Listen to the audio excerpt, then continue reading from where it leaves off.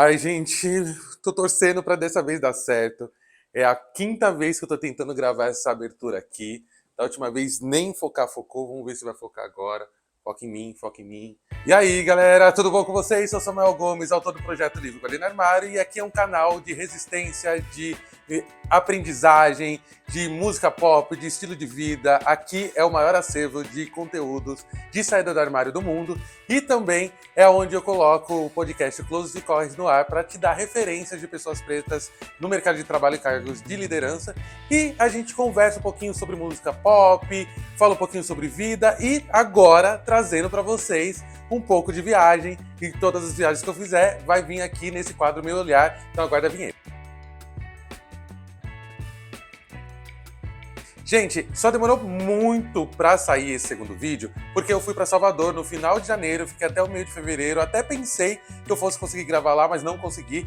Mas em Salvador eu vivi experiências incríveis que eu não vou trazer aqui pra esse quadro Meu Olhar, porque ainda estou decupando muita coisa que aconteceu lá no Egito, mas lá em Salvador consegui ir para a festa de Iemanjá, fui para a saída do Ilê, fui para vários blocos, reencontrei alguns amigos e também pude fazer novas amizades ali. A viagem para o Egito foi uma viagem dos sonhos e eu até agora tô sem acreditar que eu consegui realizar esse sonho. E dividir com vocês aqui está sendo uma experiência muito boa, porque eu estou podendo revisitar tudo que eu já vi lá e imaginar que eu pisei no continente africano. E nessa ida pelo meu Sankofa, que é a minha busca para entender meu passado, para entender o meu presente e buscar o futuro, eu comecei pelo Egito. Acordei aqui no hotel Pirâmide Front e tô tomando meu café. Provavelmente vai estar tremendo, porque eu não imaginava que ia estar tão frio agora cedo. Inclusive o look de hoje, ele vai mudar, porque se tiver esse frio, eu não vou ficar usando short não.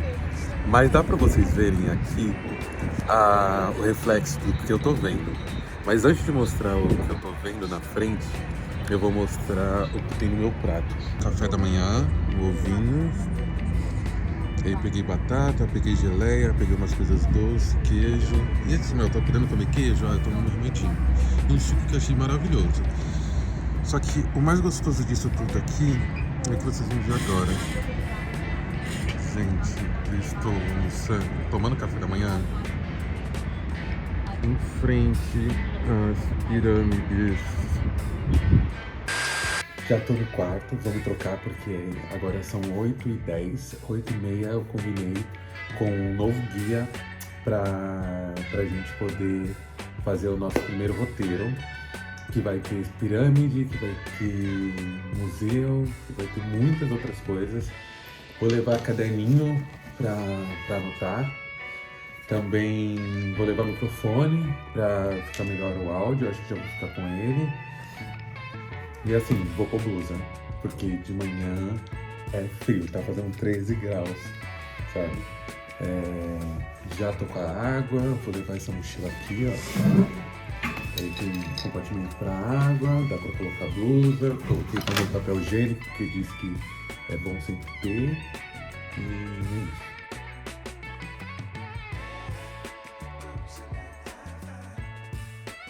Sempre encontro um problema conversando com os turistas, sobretudo quando é o primeiro minuto vindo a algum monumento egípcio. O problema de onde começamos, porque estamos falando de uma cultura muito antiga, uma cultura que durou pelo menos 7.000 anos. Por isso eu prefiro sempre começar pelo Rio Nilo, que foi a artéria vital da cultura egípcia antiga. Como começou a cultura egípcia antiga? Para entender essa tumba que vamos ver, que é a pirâmide, os egípcios moravam ao redor do Nilo, em tribos, e essas tribos com o tempo foram unificados, e com o tempo fizeram comunidades, e essas comunidades foram unificadas também, até que apareceram vários reinos ao longo do Nilo. E esses reinos foram unificados em dois reinos grandes, Alto Egito e Baixo Egito. Alto Egito está no sul e Baixo Egito está no norte. E cada um dos dois reinos tinha a sua coroa diferente, seu símbolo e sua deusa protetora. Por exemplo, o símbolo do Alto Egito era a flor de lótus, o símbolo do Baixo Egito era a flor de papiro, a coroa de Alto Egito era uma coroa cônica branca, a coroa de Baixo Egito era uma coroa vermelha, a deusa protetora de Alto Egito era uma deusa em forma de abutre, a deusa protetora de Baixo Egito era uma deusa em forma de serpente, Por isso, sempre em quase a maioria dos reis aparecem assim na frente um serpente e abutre, dizendo que eu sou rei da Alto Baixo Egito. A coisa mais famosa será a máscara de Tancâmon. Se alguém lembra dessa máscara, vamos ver sempre abutre e serpente, dizendo que eu sou rei da Alto Baixo Egito. E esses dois reinos estiveram em um conflito muito tempo. Um rei da Alto Egito tentando conquistar o Baixo, ou vice-versa. Até que ao final, depois de várias tentativas, um rei que chegou ou veio da Alto Egito para conquistar Baixo Egito, e pela primeira vez na história humana temos um Reino Unido ou um Estado. Esse rei chamado Narmer, o primeiro rei que... O nome dele é? Narmer. Narmer. Esse rei começou a primeira página escrita da história de Egito, no ano 3200 a.C. Então, no ano 3200 a.C., já temos um Estado, um governo central, pela primeira vez na história humana, quase 5.000 anos, unificado. Já estou na entrada para poder ver a primeira pirâmide aqui, são 3, né? A gente está aqui em Gizé. Meu hotel fica ali ao fundo, então por isso que dá para ver do café da manhã. E aí a gente vai entrar, eu tô com um guia e eu vou perguntando para ele e a gente vai vendo. Vamos ver se vai dar para dançar aqui a El Chan. Vamos ver se eu consigo fazer isso. Mas é isso, gente, eu tô vivendo um sonho, nem parece. Eu tô assim, sem razão. Consegui pedir pro guia filmar um pouquinho. Tô bem feliz, ainda são os primeiros vídeos. Essa aqui é a maior. É a segunda maior ali, Kelpis. Keferin, a terceira Mequerins. É isso, a gente vai conhecer as 3 aqui, gente. Mas antes de chegar exatamente ali nas 3 maiores pirâmides do Egito, a gente passa por algumas mastabas, que são espaços que foram criados para as pessoas que trabalhavam com a realeza, com os nobres, com os faraós. E ali tinham médicos, doutores, tinham cozinheiros, tinham artesãos, ali tinham várias outras pessoas e também construtores, né? As pessoas que trabalhavam para construir ali as pirâmides. E o mais interessante é que tudo foi feito sem argamassa, tudo cortado muito retinho, as pedras eram mega pesadas. Exatamente, e também são muito importantes para saber o sistema de trabalho, que tipo de comida que eles davam, quantas horas trabalhavam, tudo está mencionado aqui. E isso vai refutando a teoria que são alienígenas. Do quê? Muita gente acreditasse que quem fez tudo aquilo, quem morava e quem habitava aquele espaço-tempo no Egito eram outros seres que não seres humanos. Exatamente, porque naquela época o mundo ainda não nasceu, por isso falamos sempre que Egito é a mãe do mundo. Egito falou para a história: minha filha, antes de que você nascer, eu estava aqui construindo. E assim, tudo que a gente vê ali no Egito, ele é muito grandioso, tem muita coisa, vários museus, várias coisas que dá para você ver ali a olho nu mesmo, sem precisar entrar no museu.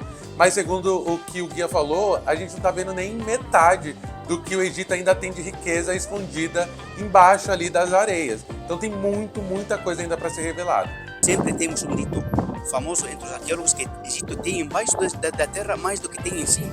E tudo o que estamos desfrutando agora não representa mais que 50% do que temos em realidade. A cultura egípcia, enquanto civilização, não é a mais antiga, ela é a mais duradoura, é a que a gente tem mais artefatos, mas, por exemplo, a gente tem a civilização suméria, que também deixou alguns legados ali, né? Eles que de fato foram os precursores da civilização e fizeram um intercâmbio, inclusive com os egípcios. Os egípcios aprenderam muito com os sumérios, como a escrita, algumas coisas da religião. E sempre eu digo que a cultura egípcia nunca foi a cultura mais antiga do mundo, porque temos outras culturas anteriores, como os sumérios, por exemplo, e os egípcios aprenderam deles. Mas digo e insisto que a cultura egípcia foi a cultura mais duradoura e mais madura. Teve tempo, quase 3.000 ou 4.000 anos, com a mesma cultura, a mesma religião. Por isso eles tiveram tempo de dominar bem suas ciências, por isso eles deixaram essas riquezas, esses documentos, para dizer que essa era uma cultura quase perfeita. Por exemplo, a escrita eles não inventaram a escritura, mas começaram primeiro os sumérios a escritura e os egípcios aprenderam deles e melhoraram até chegaram a uma gramática, uma língua perfeita com 3 tipos de escritura. As pirâmides, por exemplo, na forma como a gente vê hoje, são só esqueletos do que elas já foram. Elas eram ainda maiores, elas tinham ainda um pouco mais de espessura para aquilo que a gente está vendo. Gente, agora eu vou tocar na pirâmide.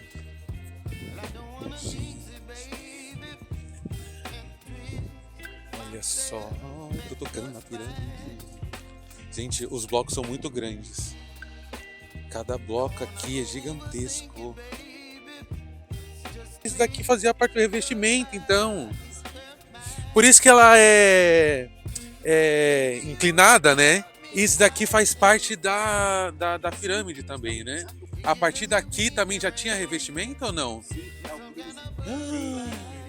Caramba, então praticamente o que a gente vê aqui é quase como o esqueleto da pirâmide. Essa, por exemplo, tem 137 metros atualmente, originalmente 146. Perdeu 9 metros porque perdeu quase o topo inteiro. Mas essa não podemos ver aqui agora o topo, mas não perdeu mais que 1 metro. Por isso, quando ficamos um pouco longe, sempre conserva uma parte grande do topo. A pirâmide para o Egito tem uma força, uma representação muito maior do que a gente imagina.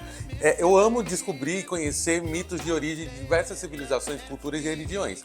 Né? Eu cresci em igreja evangélica, tem um mito de origem do cristianismo. Estou conhecendo um pouco mais de religião de matriz africana, que também tem um mito de origem da religião de matriz africana. E aí eu fui perguntar qual que era o mito de origem, como que os egípcios antigos acreditavam que o mundo, o universo, a vida foi criada. Eles acreditavam que o mundo estava, o universo não tinha mais, antes da vida, não tinha mais que água, chamada água primordial, água, o oceano primigênio, o oceano divino. Água, silêncio e escuridade. E essa água começou a descer até que apareceu uma montanha assim que parece uma pirâmide. Nesse topo dessa pirâmide ou essa montanha nasceu o deus Ra, o primeiro deus do mundo. E ele criou o resto do mundo. Então, essa pirâmide representa a criação. E eles acreditavam que quando colocamos o corpo do faraó dentro dessa pirâmide, ajuda para nascer novamente. Bom, a pirâmide é tão emblemática que ela foi parte das 7 maravilhas do mundo antigo. E eu não sei se vocês sabem quais são as outras 6 que eu trouxe aqui para vocês. É o Jardim Suspenso da Babilônia, o Colosso de Rhodes, o Mausoléu de Halicarnasso, a Estátua de Zeus, o Templo de Artemis, o Farol de Alexandria e a Grande Pirâmide de Gizé. Todas essas maravilhas do mundo antigo desapareceram e ficou só a pirâmide. Por isso, no ano 2007, no mundo começaram uma coisa assim: vamos escolher outras 7 maravilhas do mundo novo. E eles propuseram muitas coisas. Propuseram, por exemplo, a Petra, em Jordânia, a Torre Eiffel, Torre Pisa, a Muralha de China, a Estátua de Cristo Redentor em Brasil e também as pirâmides. Vamos escolher entre todas essas coisas. Também uma coisa em Espanha também, não lembro, a Alhambra de Granada.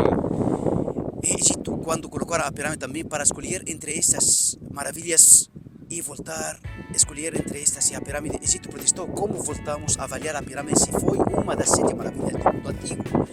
E não foi só uma das maravilhas, mas foi a única que mereceu chamar-la maravilha. As outras todas desapareceram. E a única que tem um patente que mereceu a palavra ser maravilha. Então, falou também Egito, como vamos comparar entre a pirâmide e a Torre Eiffel? Com todo respeito de todas as obras humanas, todas respeitadas aqui também, mas não é justo comparar entre a pirâmide e a Torre Eiffel. A Torre Eiffel tem 200 anos, mais ou menos. Mais ou menos, ou mais, não supera 220 anos. Mas a pirâmide foi feita no ano 2600 a.C. e ficou sendo o edifício mais alto do mundo ao longo desse tempo. E não superou a altura da pirâmide mais que a Torre Eiffel. Então, como comparamos entre avô, ou tataravô e o tatarneto? Então, não é justo. Também como comparamos entre a pirâmide e a Torre Pisa? Se a Torre Pisa foi considerada como uma das maravilhas só porque tem um defeito, porque está virada, e a pirâmide tem todas as perfeições que temos falado, em todas, quase 5 ciências aplicadas, 5 milagres.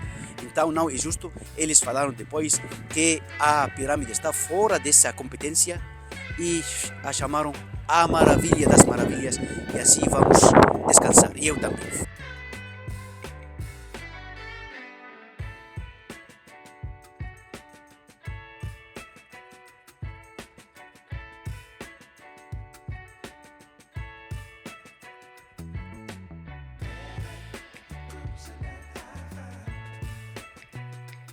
porque tudo começou aqui. Aqui está considerado 5 ciências perfeitas e ainda não tem explicações algumas coisas.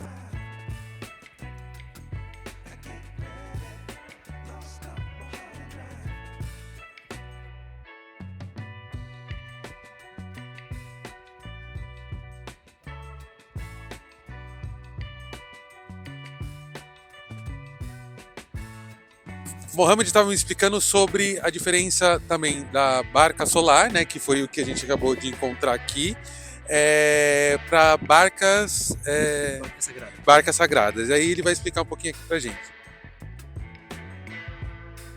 Então, ao redor da pirâmide encontramos vários buracos, 3 buracos em lado norte, sul e leste e oeste. Encontramos barcas chamadas as barcas solares. É uma barca mais ou menos 43 metros. Encontramos aqui, todas estavam desmanteladas, então eles montaram novamente. Está feita de madeira de cedro. Eles acreditavam quando o sol, durante o pôr do sol, o sol desce em água. E para voltar a nascer outra vez, tem que fazer essa viagem noturna em água. Então precisava uma barca. O rei também precisa o mesmo. Igual que o sol vai fazer a mesma viagem, então precisava uma barca chamada a barca solar. E uma barca simbólica para poder fazer essa viagem.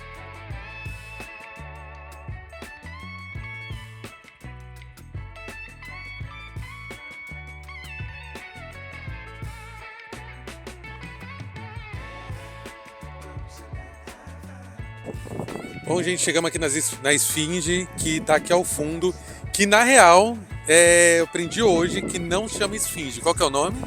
O nome certo tem que ser Horem Achid, significa Horus está em horizonte.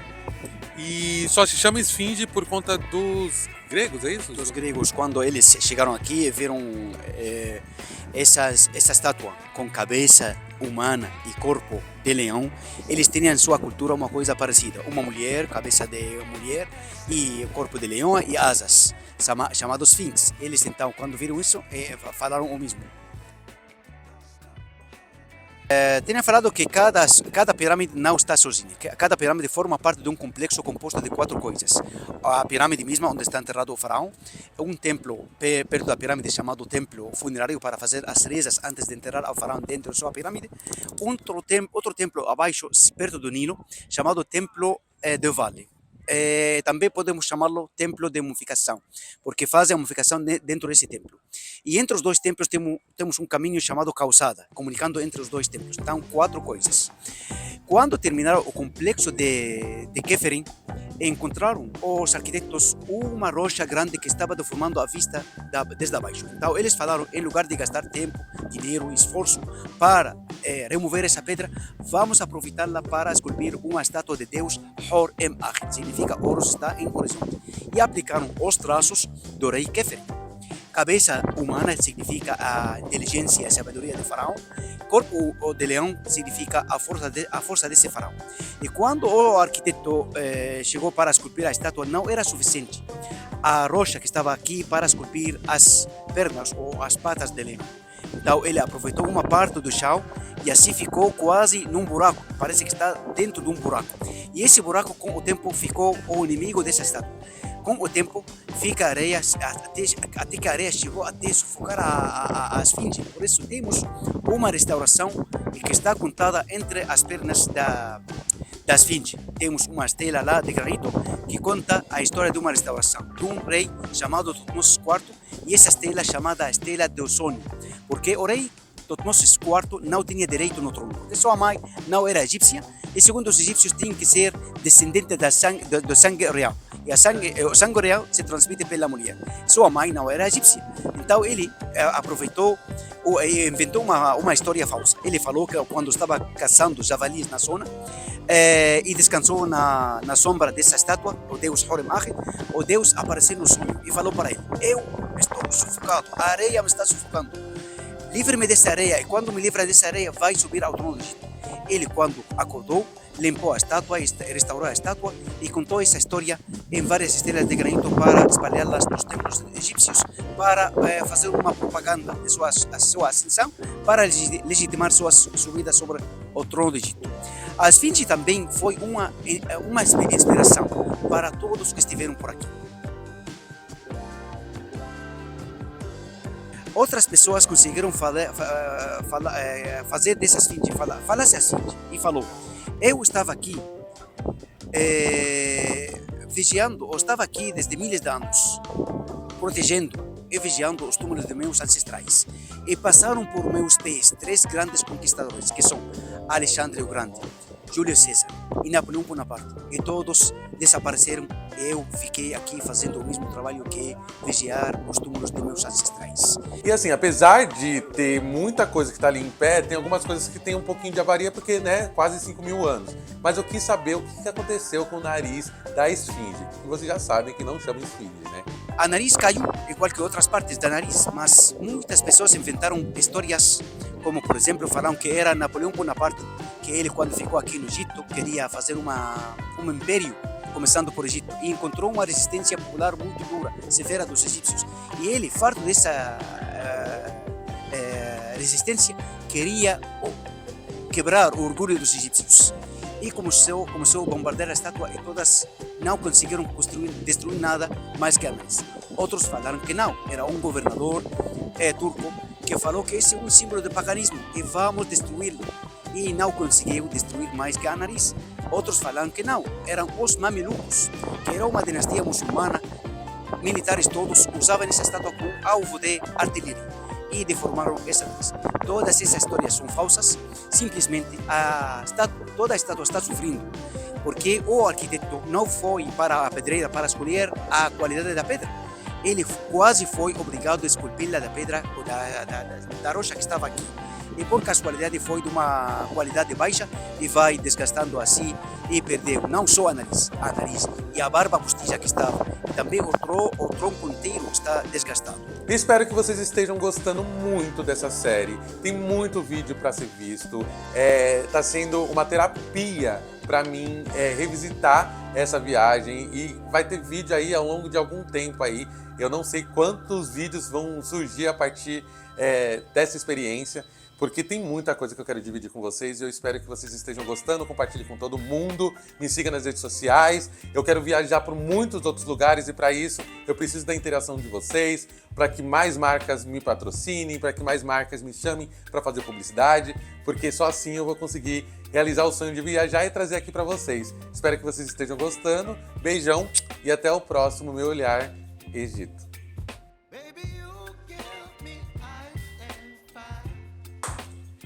Ai, gente, tomara que tenha dado. É a terceira gravação.